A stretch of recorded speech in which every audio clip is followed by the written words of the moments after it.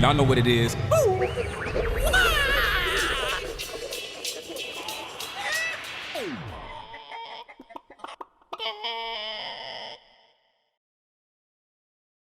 Bang ding ding, trademark. He come out 6'7" tall. Bang ding ding, one is star. Bang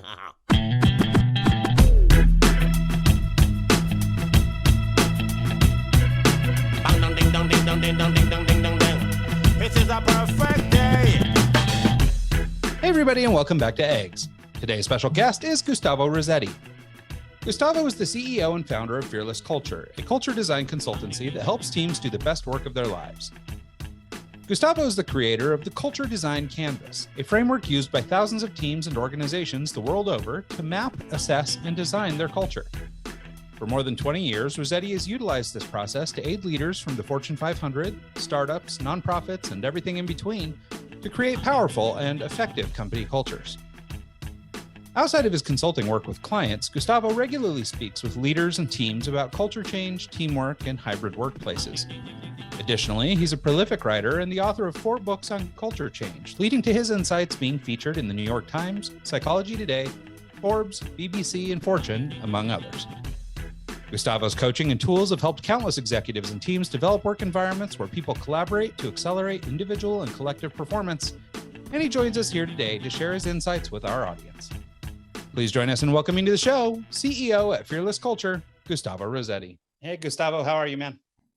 Good. Happy to be here. Yeah, thank you for making time for us. Yeah, we're very grateful to have you here. Appreciate it. So cool. So Gustavo, let's, I guess, kind of start at the beginning. Let's talk a little bit about just sort of who you are, your background, where you come from, and what we're doing today. Absolutely. I'm a passionate cook or chef. That's Love it. And an avid biker. I like to road bike a lot. I spend a lot of time during the weekend doing that. But from a professional standpoint, most of my career has been as a consultant, but in the marketing and innovation field. And at some point, I realized that what companies lack is not resources or ideas or solutions that I look into consultants for that, but actually they need a culture that's more open, that's more conducive, that helps those ideas, those resources and talent see the light of day. And that's how I switched my career, still in consulting, but now focus on helping companies design their workplace culture. Yeah, no, I love that. I think it's amazing. And I think maybe a good place to start or to tee off from that is actually having a brief discussion about the definition of culture. So I think, and it sounds like it's kind of I guess, an easy concept that people could grasp, right? I think we all have an idea of what culture means. But I think that in a business context, this is one of those words that gets thrown around a lot. People say culture all the time, and I don't know if they actually mean culture. So I wonder if, just to frame our whole conversation, if you wouldn't mind sort of describing for our audience what you're talking about when you're talking about a corporate culture. Sure. I think that a culture sometimes is very abstract, but our role is to make it more specific. It's like water. If you're a fish, you don't notice the water, no? So you say, what's water? You're swimming there. But the problem is when that water starts to get contaminated or toxic or it's not, or turbulent, and you need to swim around to make sure you're not going to crash against a rock, that's where you realize what culture is all about. So on a good day, you don't notice the culture of a company. You see the people performing, people are happy, people are doing great work. But on a bad day, it's really evident, through toxic behaviors, infights, a lack of alignment, a low quality of work, and people that want to quit. So culture in the end is a system. It's not one single thing. Definitely, it's not just core values. Some people feel, I have a set of core values, I have a culture, where that's a definition of culture. The culture is the reality of how you people work together, and that system involves the emotions. How do I feel about being part of a team? How do I feel about my colleagues, about my boss, about the way we work? But also the mindset. Do I have a mindset, our culture have a mindset that's a winning mindset? Do we have a perfectionist mindset? Do we have a blaming mindset? And lastly, the behaviors, the things that we do, but also the things that we avoid doing.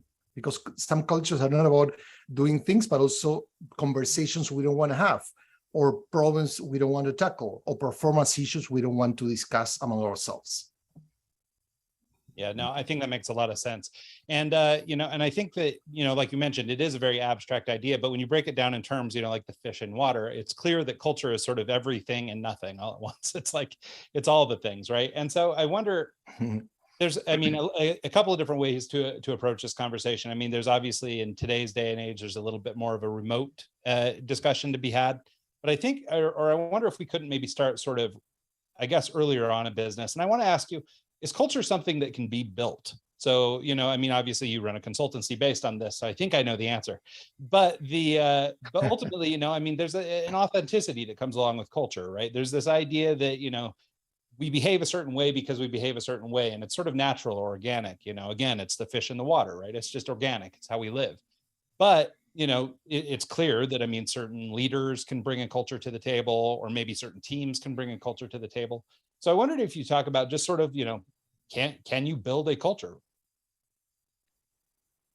I think it's a great question because it's tricky. What do we mean by build or design? I call my role and my team role, we are culture designers. And people say, no, you cannot design culture. Culture is organic. And I think that design, you have a lot of startup CEOs or founders listening. The same way to apply the concept of user experience design or customer service design, we apply the same principle. So we try to gather insights from the people, the users, in this case, the employees, to design the culture. It's about finding that right balance between defining certain elements, but also allowing freedom for people to do their best work. So the organic approach is like, we're going to let people do whatever, and the culture is going to emerge. In most of those cases, things go south pretty quickly. On their end of the spectrum, if you want to be very directional, very prescriptive, and try to control culture like a leader, that's not going to work. So it's a combination of the role of leaders is to define what's the identity, what's the collective identity of how we want to work, what's our purpose, why do we want to be part of this team, what are we trying to create together. But then you need to give people the freedom to decide how you're going to get there. I always use the analogy of a city. So if you're the mayor of a city, you can set certain rules. You can define this is going to be a two-way street, what's the maximum speed, whatever you want to do about how people should interact. Because if there's no rules, then it's going to be chaos. However, people are going to choose, do I want to walk? Do I want to take a cab or Uber? Do I want to drive? What music I'm going to listen? I'm going to do a graffiti on the wall. So that combination between certain agreements and the personal behaviors is what brings culture to life. So that's kind of our approach to design. Define certain parameters without being too prescriptive, but then let people define the how to get there. I like that. I've been reading a book recently, actually listening to it online, and it's about how the book is actually called How Google Works. It's by Eric Schmidt and Jonathan Rosenberg. And they talk about the early days of Google and how they developed their company culture and things that they did and approaches that they took to scale Google and to hire the right employees. And one of the things that they focused on was allowing people to kind of just be themselves and not get in the way of their actual creative process. And I'm kind of curious for you and your work history, why did you get into culture specifically, and why is this your focus? Did you have any experiences in the past that were that caused you to step back and say, hey, this is something I need to address, this is something I'm good at? Did you have a toxic work environment at one point that made you leave a job? Definitely. I think that we all experience good and really bad cultures, and I went through all that, but also I was a culprit of being as a leader, like one thing that happens is when you're part of a team, you say, hey, I don't want to do these things that my leader is doing, but then you become the leader. I became the CEO of a consulting firm and I screw up. I tried to impose my way of working to a company that was different rather than try to find not necessarily an in-between, but a different approach.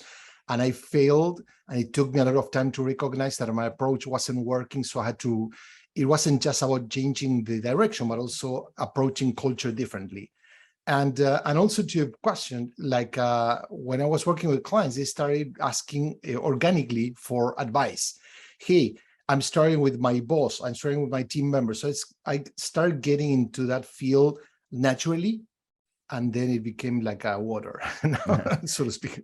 Can you give some examples of some things that you did that were kind of counterproductive, that you learned and realized, oh, hey, if I would have approached this differently, things might have worked out smoother and you wouldn't have had those hiccups? Absolutely. One example is I got into an organization in which I was hired as CCO to raise the bar, grow the business, transform, etc. But and that necessarily required like a change of direction and processes and the culture. But I failed to acknowledge that the culture was very close-knit, very tribal. So there were some people that were key influencers that I didn't respect, or I didn't bring into a table, or I didn't try to navigate around them. And so they became kind of a rebel. And I think that this is an interesting story because no one is perfect. One of those guys quit, and not only quit, but encouraged a lot of people to quit the company, and they started to start quitting by masses. It's funny, but it wasn't funny. And so I have to turn things around. I have to get in front of people, be very candid, acknowledge my own mistakes, etc.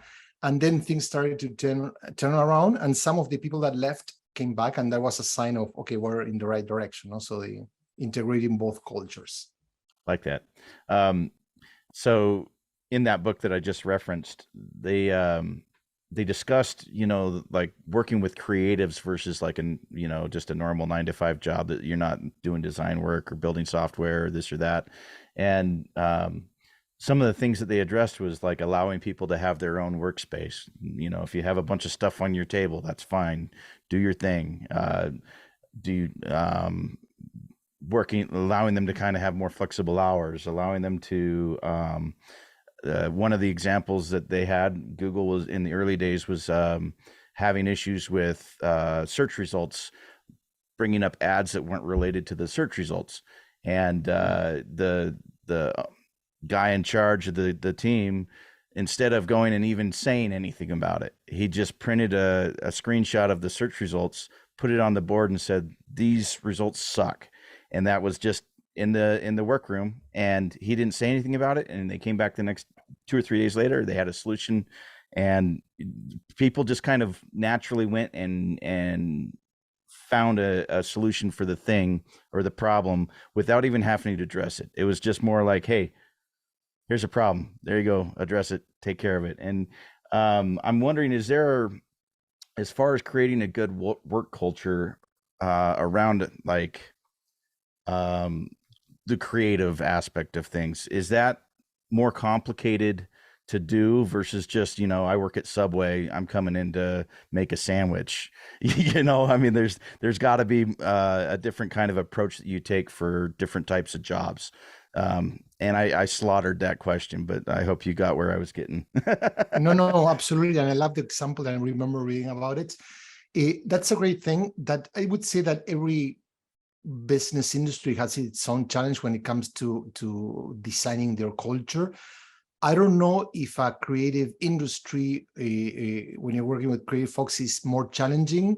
I think it's more challenging for the leader themselves, because usually what you were describing is a culture of freedom and accountability. So the leader sets the bar and say, hey guys, these results suck.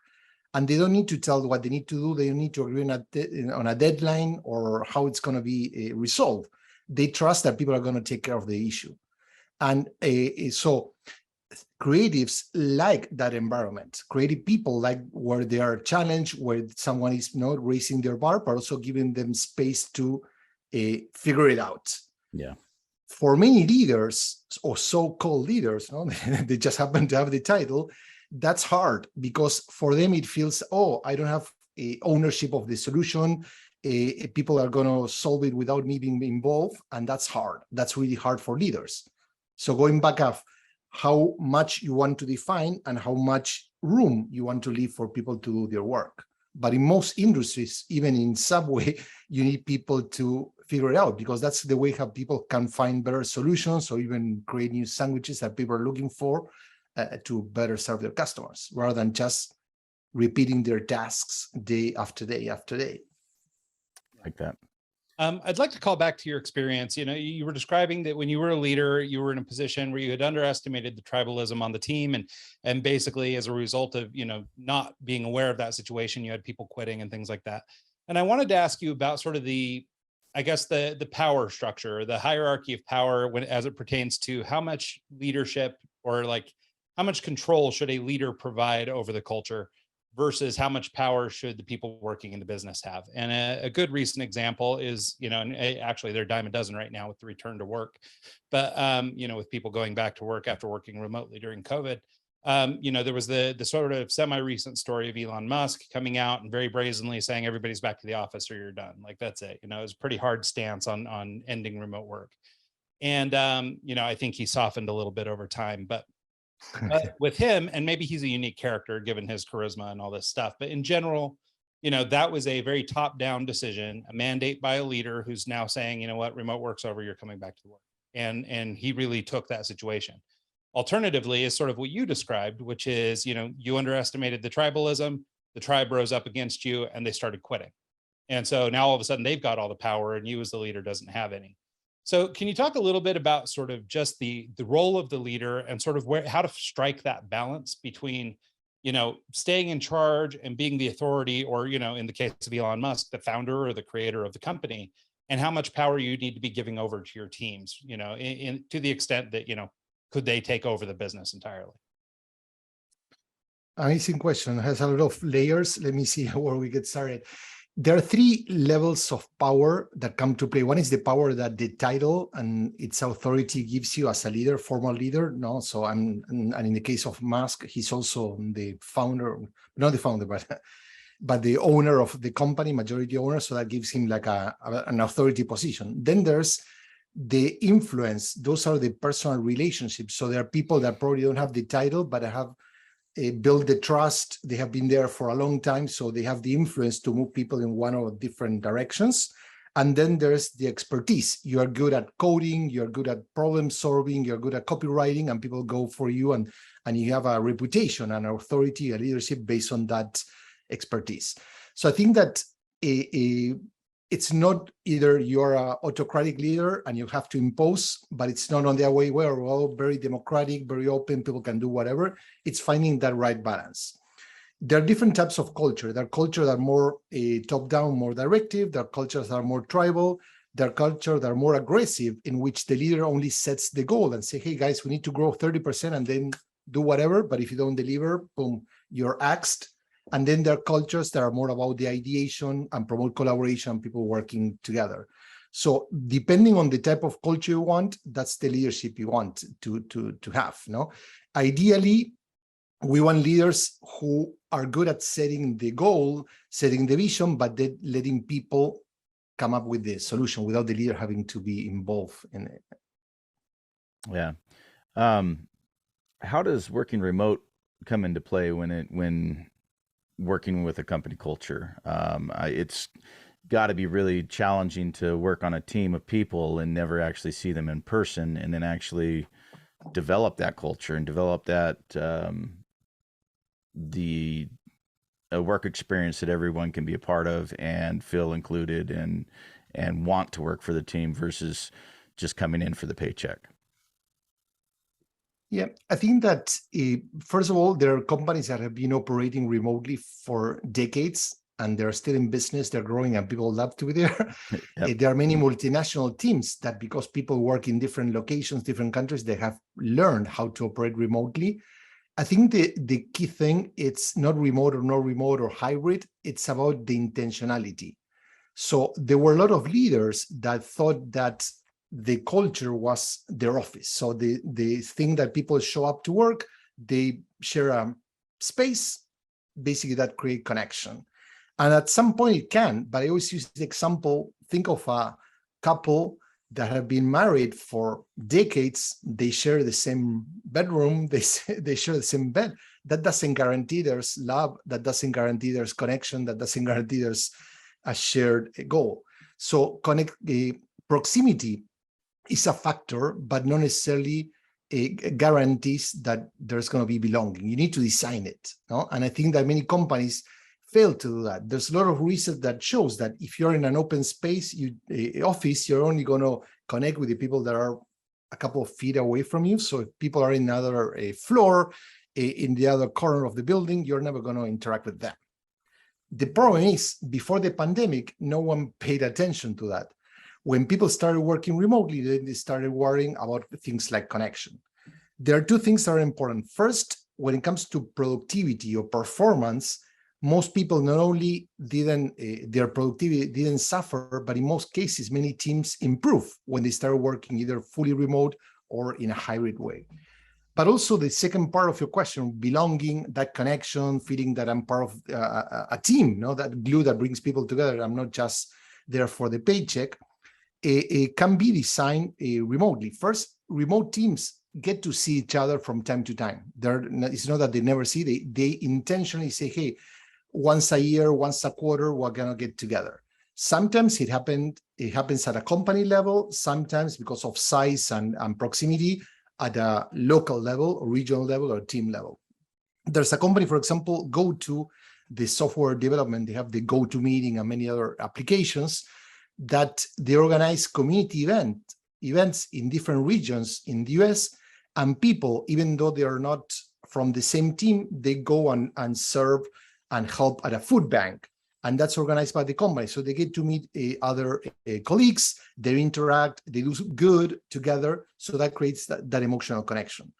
There are some other people like GitLab that get their teams or Slack they get back into the office, mostly to spend time together. They take them out for lunch or dinner to spend time to build that stuff. So once again, it's not if you can do it or not remotely, it's how you can do it. You can succeed in a fully in-person environment, in a fully remote or in a hybrid one, or you can fail in either of them.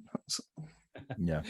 Yeah, no, I think that's right. And it is interesting to hear, some of the different ways that companies dealt with, the pandemic and things like that, as far as cultural activities. I wanted to ask that, or maybe that dovetails nicely into this idea of authenticity in culture. And we talked about this, just, touched on it briefly moments ago. But the idea is that, how authentic, I guess, does a culture need to be? And here's what I mean. So I saw, as we were doing research for the show, you worked in a number of different ad agencies, some of the big dogs, the Leo Burnett's of the world and things like that. I too come from an advertising background. And one of the things that happened, I guess it's been several years since I worked in agency, but the last time I worked in agency, what was going on was basically the trends, across advertising were big open to, spaces, really modern furniture, foods, fully stocked kitchens, all this kind of stuff, right? And these were the things that the big companies were doing, and smaller agencies felt like for retention or for other reasons, we needed to have those things too.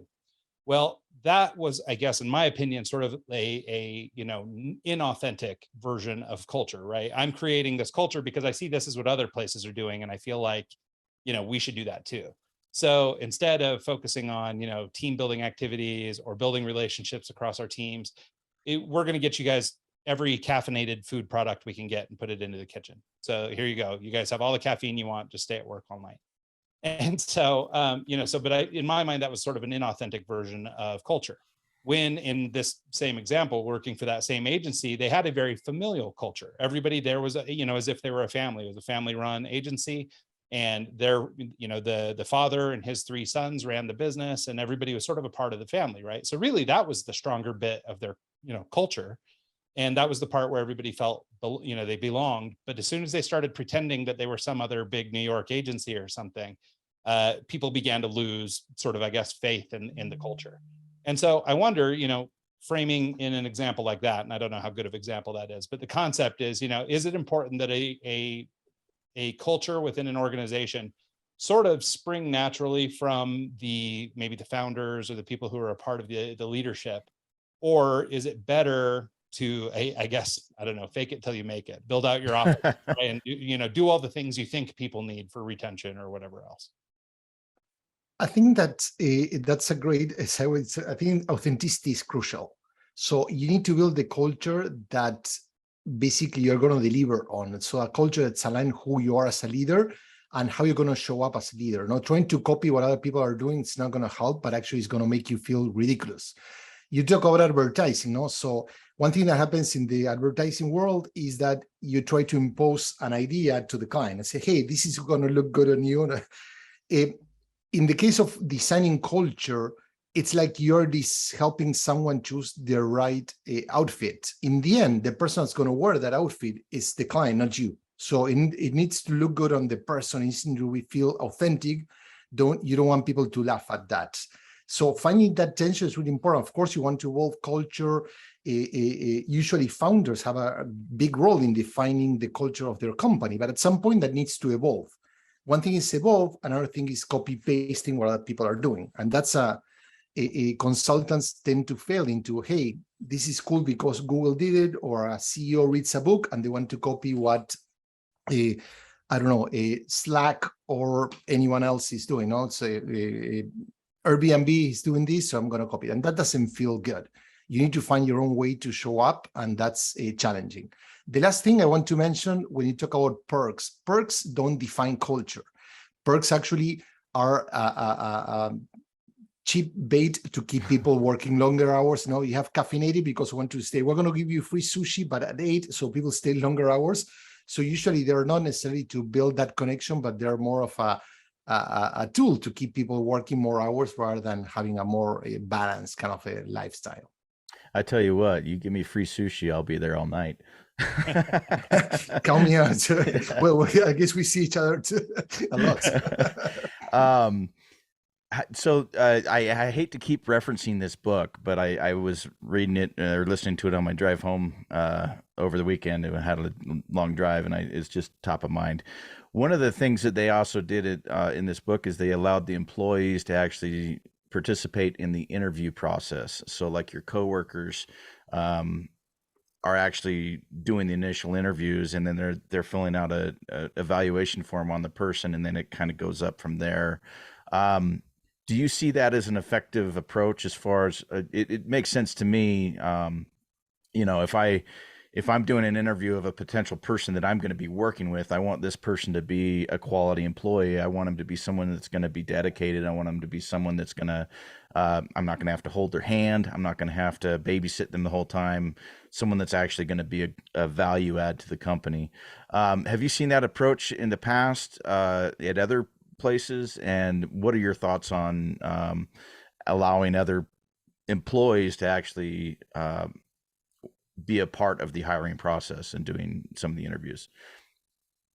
I like the approach, but once I'm talking about balance. So in the past, the manager or the leader of a team was the one who was the hiring manager and usually made the call, and rarely they involve people in the process. Then things switched, and now we have a more democratic approach that everyone wants to have a saying, and it becomes a little bit of a complicated process. Sure. I think that the team needs to clarify how they're going to hire. It's important that the people that are going to work with the new team member can interact with that person, but not everyone needs to agree on that. And I think that the leader should be the one who can have a last check-in call to push back to see, is this person aligned with the type of culture we're trying to bring, and also make sure that people don't bring in someone that they like because it's a good person, but also is going to be a great professional. No? One thing that's happened, you talk a lot about the remote. Now that we are hiring talent across the board and remotely, that allows not only to meet with the person to see, hey, is this a good fit, is a nice person, but also to do some work together. So if it's we're hiring a software engineer, maybe we can start solving a problem together and not only see if this person has the skills, but also, is he going to be an open-minded, collaborative kind of team player, or is going to try to figure out things on their own? So that's the most interesting part about the hiring as a team, not the democratic, everyone has a say on who's the candidate, but allowing people to interact and actually do something together through experience to really figure out how this person's going to play when they join the team. I like that. You mentioned that software and doing a code along and actually seeing how the person works and so on and so forth. And you've actually built some software in the past. I'm sorry, but I can't see on my notes the name. Is it Design Canvas? Did I get it right? Did I find it? Is it? Yeah, the tool. Yeah. Yeah, culture design canvas. Can you tell us about the process of building that, what it is, and how it has evolved over the years as far as like iterations and changes you've made to it?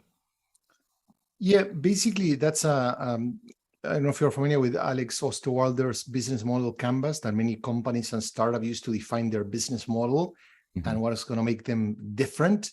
Well, this tool I created, the culture design canvas, is a version of it, but instead of focusing on business model, it's about designing the culture of an organization.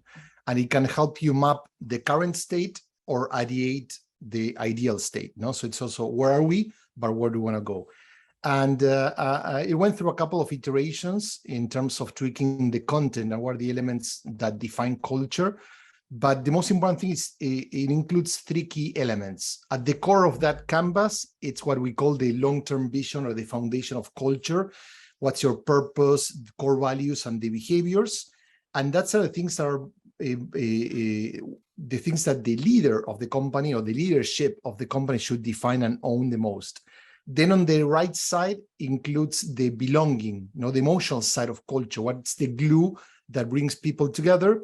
And includes elements such as psychological safety, how people feel safe or not to express their opinions, concern, ask questions. How do we give feedback to each other, and team rituals? And the other side of culture is more functional. It's the elements of culture that provides agility, that includes how we make decisions as a team, how we collaborate and manage meetings, and the norms and rules and all the team agreements. Okay, I think I must have misunderstood. I thought it was software, and Ryan just messaged me in private and said, "Hey, I think it's just a piece of paper that breaks it down." Is that correct? It has a digital. I mean, we see it also a mirror other piece, but it's not necessarily a software. But it's basically, it helps you identify the software, the operating system of your company, your culture. Okay, Yeah. I like that. Yeah, I like it. And I've seen this used before as like a lean canvas, as you described, right? This is basically a way for you to kind of put on paper all the things that you want to do in your business. To look for differentiation. I think this is really smart. And I wanted to talk about it just sort of like, okay, so let's say I'm a company and I believe that I have problems with my culture, but I would like to, maybe I need to engage with somebody like you to redesign or help us formalize our processes or our cultures. But how might I self-assess myself? Are there some, like, I guess, elements of good culture and elements of bad culture? Like, is there a way for me to objectively assess that I need help? That's a great point. I mean, not every request starts with I need to this. Many times there's a management or leadership team a change, or there's some kind of merger and acquisition, something that happens in the company that drives this. But the way to see that something's going wrong, it's the most evident thing is when things are not going the way the CEO wants. No, so basically there's a gap between the expectations, how the people need to show up, or a gap between the goals or the speed that we want to have and how people are operating. No, so I think that that would be for me the most important tension. What's the thing what are the expectations from the top leadership, and what are the expectations or reality from the people? And that's the first thing that we want to identify. And then it's, do we need to recalibrate the expectations of the leaders, or do we need to adjust how people are showing up, or is it a combination of both? Then there's some more evident signs when there's toxicity, people that don't talk to each other, or they're being extremely disrespectful, or people that are not even showing up or delivering their work. No, they're not sticking to their commitments. Those are things that are easier to spot, but that's when you're getting more into a toxic kind of culture, and you're getting the worst grade or degree that you can get when you get to see those behaviors. So as a business owner, if I was trying to do this assessment and I was trying to look at my current state, maybe I don't know what I need, and that's why I'm reaching out to a consultant like you. I mean, can I use this culture design canvas just as an individual and do my best to like fill in the blanks to help reveal the problems, or help me see where maybe we're falling flat, or maybe we're missing and need help? Absolutely. I mean, the way we operate is, first we provide tools. People go to our website and they're going to find not only the tool that they can download, but also facilitation guides. So if you want to do it on your own, there is it. We also, some people say, hey, we want to do it on our own, but we need some training. So we provide training for people to facilitate the tool and use it. And then for more complex or larger organizations, they say, hey, how can you do it for us? There's also people that start doing the work on their own and then they get stuck because sometimes it's hard to facilitate conversations. You understand the process, but people are not going to be opening it up with their leaders or their HR team as much as they do with people like us, because not only we're outsiders, but we've been doing this for many years. We know the tricks. So it's a balance. But once again, we don't want to be prescriptive. We want to provide people options. You want to do it for free on your own. Here are the tools. You want to get training so you can do it better. We offer programs. We want us to run for you. Here it is. So. Okay. Do you mind talking a little bit about your facilitation process? Like I gathered, and I don't know this to be true, but from things that I saw on your website and everything, it looks like maybe you leverage sort of like an agile training kind of methodology where you do these sorts of meetings for decision making. Is that, first of all, true? And if that is the case, how does that work, or how is that effective in a process like this? When it comes to facilitation, I would say that our approach overall is that, unlike many consultants that want to sell you the end-to-end solution, we are about building capacity. So our role is not to create consultant dependency in which people are going to have to call us every day or every week to help them. But we want to define what are the right mindsets, the right behaviors, so people can run their business on their own. That's why they are paying their employees, not to have their consultants run their business. So in that sense, facilitation can come from conversations to unpack how people feel about the company, what's working, what's not working, and then facilitation of new processes, new ways of managing meetings, new way of making decisions to speed up the process, to make it easier, to make it less painful. Some of the processes we use are aligned with an agile approach, some not necessarily, but they're closer to them. Well, and the reason I ask is that agile approach, I think, is particularly good for helping people in a group make a decision. And and I think, for people who don't really know, basically it's sort of everybody puts their ideas out and everybody votes and makes a decision, and you basically whittle down the group to singular decisions, or whatever it is. And so they use this methodology for software development and things like that to pick out new features. So, but what I love about that process or that methodology is the way that you could take a group of individuals and get basically everybody's input, but you almost always end up with a solution that they can go act on. It didn't come from you just facilitated it, so in your role as consultant, you help them arrive at their own decision, which also probably helps with implementation and everything else. So I think that's a really smart way of approaching it. That's why I was curious. No, absolutely. And one thing that's important, you talked earlier about buy-in, it's easier for the leader when people are involved in creating the solution. You don't need to sell it to them. So when the leader is the one that comes up with the solution, then they have to impose that, and the teams are going to be more reluctant to adopt it. So that's why I like also the people that are involved, so they have a sense of ownership as well. I like that. Is there a good number of people to have on a team? And is there a certain point where there's too many people on a team to be effective, to where it's almost like too many cooks in the kitchen kind of thing? I've heard that if, the smaller the team, the more tight and the more kind of tribalism that you get, as to your example is when you came in and started changing things and people left. I've heard that's actually better to have smaller teams versus like 20, 30 people in a group, and maybe take that 20, 30 people, break them into 3 teams, and then you have 10 per team, and then everyone kind of becomes closer friends, works better together, so on and so forth. Have you noticed that in the past as being a good approach as far as limiting the number of people working on a specific topic? Absolutely. I think that the smaller the team, the more effective, but you don't want the team to be either too small or too close. I think there's 2 things. Teams today are not fixed. So probably you have a base team, but you're interacting with other stakeholders across the company. So you're part of a smaller team, but also part of other multidisciplinary teams. Amazon uses this rule that is the 2 pizza rule, which is never bring to a meeting, invite to a meeting more people than the ones that you can feed with 2 pizzas. So that's a way of keeping them small. I like to use the 5+2 for meetings. Once again, you can have a team that's large, maybe they have 30, 50, 100, 1,000 people. But when it comes to making decisions, when it comes to ideation, like your colleague mentioned, something like that, keep it small. So my number is 5+2. If you get more than 7 people in a room, the productivity goes down. To your point, very practical solution is always break down the team. You have 12 people into 2 teams and they work together and then they share and complement each other. But having a conversation with 15 people at a time is going to go nowhere. And rather than tap into that collective wisdom, you're going to get stuck with a lot of opinions and discussions and end the meeting with nothing happening. I have one of a company we used to work a couple of years ago. They have this very tribal kind of approach. And what ended up happening is everyone was invited to a meeting. And they have meetings that involve 50 people and sometimes even hundreds of people.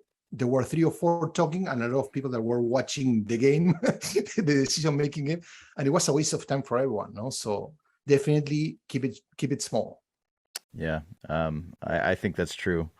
I notice on your back wall there, you have a shelf of yellow books in the background. I'm going to assume that's your Remote Not Distant book that you wrote. Yeah. You're right. How long did it take you to write that? Can you tell us about the process of writing it? And, I every time we get someone who has written a book, I always go down this road of what software did you use to write it? And the processes. Did you get it proofread by a third party, so on and so forth? Can you tell us about your book? Yeah, sure. The whole process from ideation to inception took me like 6 months. I had some content and some frameworks in place. And throughout that time, I basically engaged in doing a lot of research, recapping stuff that I had produced in the past, as well as interviewing people, a lot of executives from different companies across the world, from larger companies to startups to everything in between, from CEOs to also team leaders. I hire someone to design the cover. I hire someone to help me with all the editorial editing, but also then copywriting at the end, copy editing at the end as well. And also one thing that was really valuable for me, it's involving people in the process. Once again, involving people to get input, not to tell me how to write the book or how to do it. So I share for example, the name and got people feedback, but then people voted and I didn't select the first or the top one. I chose the second name. The same happened with the cover. I focus more on the content that people posted, the comments, not just who voted what. And for me, that was really insightful. And also I invited people, I created like a group and I have people being early beta readers. And they provided feedback. Once again, I was very explicit about, hey, you're not writing your book. Put yourself in the reader's shoes. What's clear, what's not working, what makes sense, what would you get rid of? And it was really interesting to get in that part. And also as an author, to have someone like basically providing a candid feedback, like about your baby, like in Pixar, Right. They call the early ideas ugly babies until you make them beautiful. And it was great. And so I love it. But then those people became part of the marketing team and helped me also communicate the book and share it and stuff. So it was a great process. Yeah, I like that. Well, let's talk, I guess, then, as long as we're talking about the book, Remote Not Distant, let's talk a little bit more about remote work. Because I think, we've covered some of the basics of culture, but I'm curious just how you've seen things change over the course of your career. Obviously, we go with the pandemic and all this stuff. We, as you mentioned before, and it's true, remote work has been around for years. I've been doing it myself personally for more than 20 years.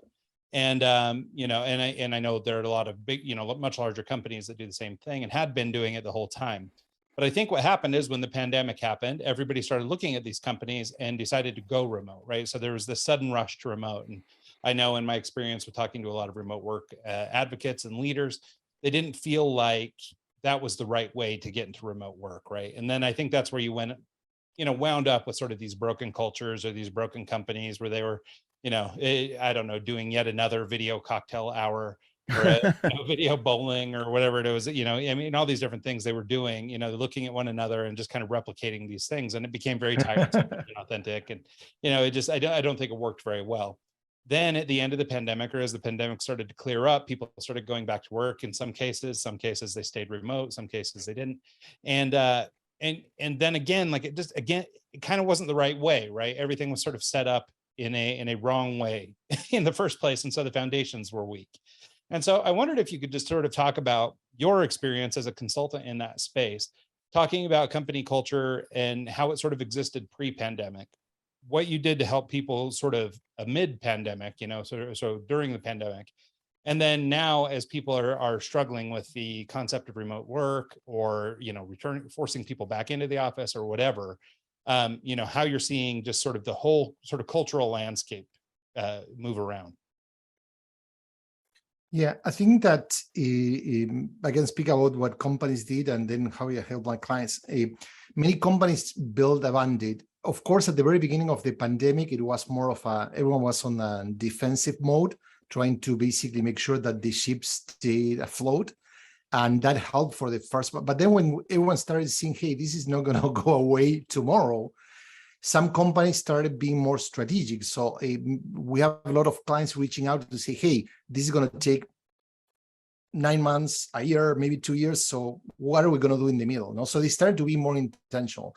Like to your point, playing beer games and having stupid like icebreakers over Zoom, maybe for the first week, 2 weeks, that's okay. But then you need something more foundational, not only in order to keep people excited, but also, okay, how are we going to make decisions virtually? How are we going to involve people? How are we going to manage a burnout? There's a lot of topics that are more structural that need to be or needed to be addressed. And many companies avoided them, no? So they say, hey, HR put some nice events together and that's culture. But they forget to tackle like issues, for example, what's called virtual presentism, because people feel that they are not seen as they used to. When you come to the office from 9 to 7, whatever the time is, your boss walks around and see if people are on their desks working or not. When we're working remotely, what happens is people need to show up to unnecessary video calls or to unnecessary team building events to show they are working, or they need to send invites or emails or Slack messages to show, hey, I'm working, I'm not slacking, no pun intended. So I think that's one of the critical things about the culture, that rather than fix it or improve it, many things got worse. So now we have people that are working at least 1 hour per day, more than they used to, just to show to their managers, hey, I'm here, I'm busy, I'm a good professional, no? So the biggest thing is like, what are the changes that we're seeing? First, flexibility is a key element of work. So people work in different time zones, people work in different approaches. So one size fits all doesn't help. There's people are stuck in this, where do I work from? Do we work in the office? Do we work remotely? A mix of 3 days? And that's not what flexibility is all about. Flexibility is about defining your own work schedule based on your preferences. But I like to work I work much better at night. If I need to write, I write past midnight, and that's great. I hate to have a meeting at 7 a.m., but sometimes I need to have it because some of my clients are in other parts of the world. So getting people to choose where they're going to function the best, that's critical. There are some people that have elderly family members, or they have kids that they want to spend time with, or they need to spend time with. So let people define their schedule around their needs, around their preferences, around their working styles. But then with freedom comes accountability. So you need discipline. We need certain grounding rules. At some point, everyone needs to be available, let's say from noon to 3. So we need to have a call, we need to have a meeting. So that balance between freedom and discipline is, for me, the key of any successful culture in this new era. Imposing people back to the office without why. People are saying, if I was able to keep your business afloat for 2 years, why are you telling me as a leader that now you need me at the office? So it's not because they need me, it's because you want me, because leaders wants to be in their corner office rather than in a Zoom call. They want to have someone that can print or scan their documents, prepare their coffee, rather than have to do it themselves, because you might be a CEO, but you don't have an assistant in your house. So that changes also the power play, and a lot of people want to be back into that comfort area. No? So I think that makes sense. I noticed I saw on the news the other day that traffic in major metropolitan areas is starting to come back, whereas before it wasn't as bad. But they're getting to the same kind of traffic levels as pre-pandemic now, as people are starting to come back to work, and that to me just seems asinine. Why get in the car and have an hour commute and get all stressed out dealing with traffic just to go and sit in an office when I can do the same thing at home? And you made a good point about that, Gustavo. The point that, with freedom comes accountability, right? And I think that that's where a lot of people either succeeded or failed during this sort of period of the pandemic. And, and it seems to me that a lot of these companies are just going back to work or forcing people back to work tend to be the companies that didn't crack, remote culture in the period while everybody was working remote. So it seems to me that, hey, we didn't get it figured out, or we had a Band-Aid solution. And so now let's just go back to what used to work. And I think, so for me anyway, that's kind of a flag as an employer, as an employee. If my company is now raising the flag and saying everybody needs to come to work, that tells me they didn't do a good job with culture during the remote time. Absolutely. And you mentioned earlier the signs, and that's a sign that there's a lack of trust. And people don't want to talk about this in the media because it's not nice, but in the end, leaders don't trust people. The leaders don't trust their teams. No, we talk about leaders like they are smart, but most leaders, and I experienced this pre-pandemic, really didn't trust their teams. Now that people are asking for freedom, for flexibility, they're asking for working from home, that lack of trust is becoming more evident. And that's the key driver why people are forcing people back into the office. Not because there's no data that shows that people are more productive in the office, nothing at all. But leaders just want people to be there at their own leisure and to observe people working and feel that they're in charge.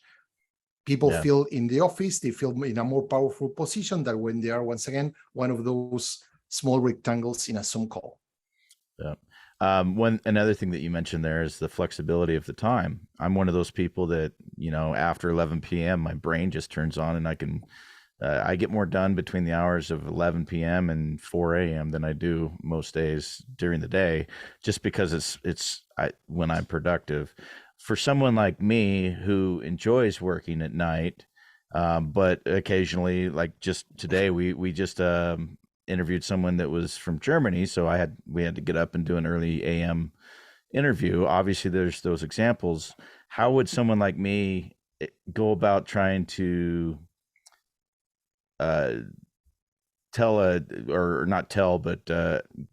get permission from a supervisor or a boss to have those hours? Like, how would someone who is working remotely be able to, get the flexibility to work in the evenings or nights if they wanted to?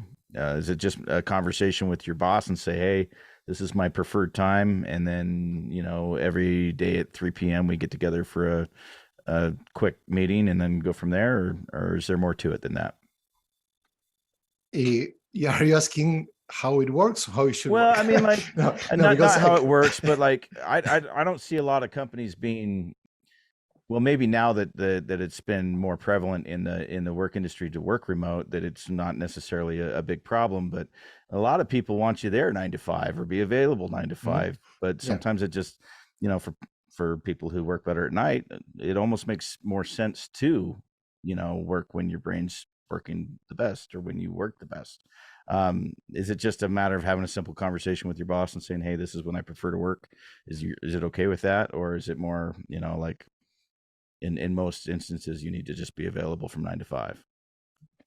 I think that what I was mentioned with the way it works or the way it should work is, for some companies still, that you need to request permission from your manager.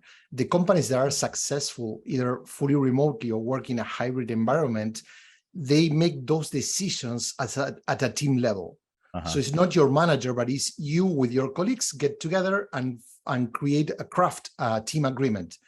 What's okay, what's not okay? Is it okay to have flexibility? Yes. Okay, we're going to have flexible schedules. So that means what? Everyone can define their own schedules, or we need to discuss everyone's schedule together, or we can do whatever, but then have some collaboration time agreed and everyone's going to be available. So that's the way to go, no? So decided at a team level, not to ask your manager for permission.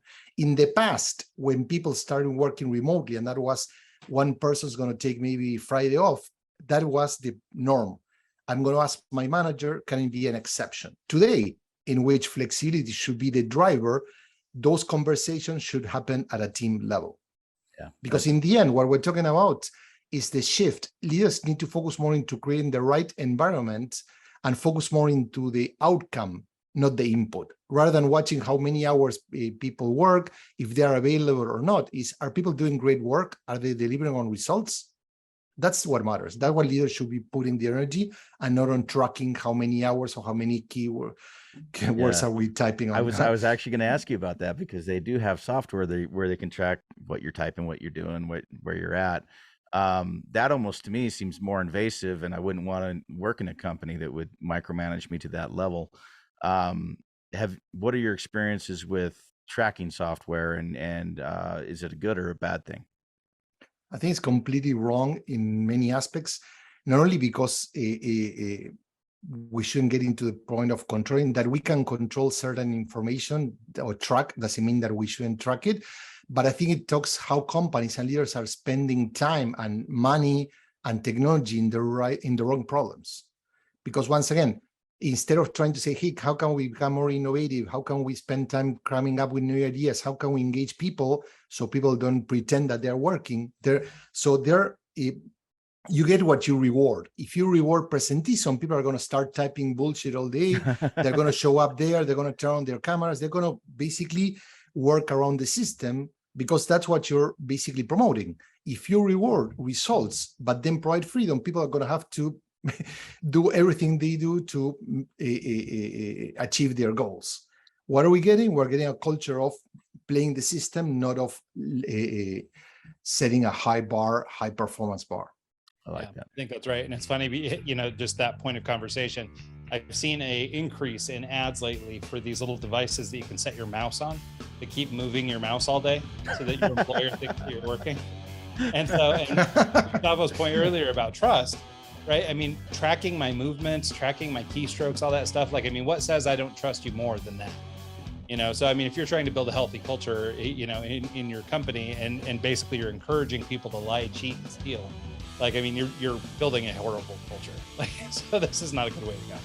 Absolutely.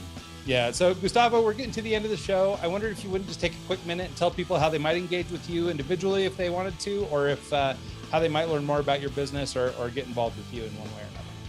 Absolutely. Thank you for that. I mean, Dick, people can find me on LinkedIn. I'm very active there. And I think I'm the only Gustavo Razzetti with ZZT there. So that's easy. And if not, you can visit our website, which is fearlessculture.design. It's .design, not .com. fearlessculture.design, and you can subscribe. We have a weekly newsletter with lots of insight. There's a lot of tools and articles that you can download or read for free. And there's my contact information. If you want to chat, if you want to get some advice or need help with your culture, you can also use the website to get in touch with us. Where can someone get a copy of your book? Starting on Amazon, or you can go target.com, walmart.com, barsandnobles.com, and many other sites. Perfect. Awesome. Well, thank you so much for making time for us. I really enjoyed the conversation. It's been an eye-opener, so thank you. Likewise. Thank you guys for hosting me. Really enjoy. I hope your audience enjoyed it too. Absolutely. And thanks so much to everybody who tunes into the show this week and every week. And we'll see you guys next time.